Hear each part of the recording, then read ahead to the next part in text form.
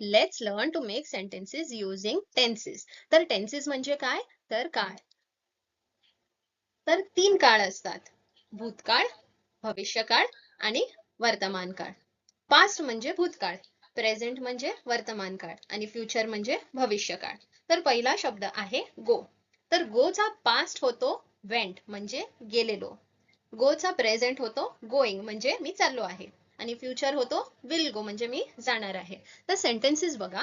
I went to the school म्हणजे मी गेलेलो. I am going to the school म्हणजे मी जात आहे. And I will go to the school, will म्हणजे मी जाणार आहे. ओके. नेक्स्ट शब्द कम.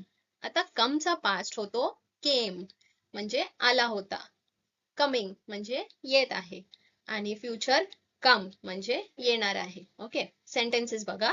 शी केम येस्टरडे म्हणजे ती काल आलेली. शी इज कमिंग टुडे म्हणजे ती आता येत आहे. And she will come tomorrow म्हणजे ती उद्या येणार आहे. Okay. So this is past. Next word is have. त्याचा पास्ट होणार हॅड म्हणजे होतं. I had. आय हॅव म्हणजे आता आहे. अँड आय विल हॅव म्हणजे फ्युचर मध्ये असणार आहे. सेंटेन्सेस बघा. आय हॅड अन ऍपल म्हणजे माझ्याकडे ऍपल होता. आय हॅव अन ऍपल म्हणजे माझ्याकडे ऍपल आहे. And I will have an apple म्हणजे माझ्याकडे ऍपल असणार आहे.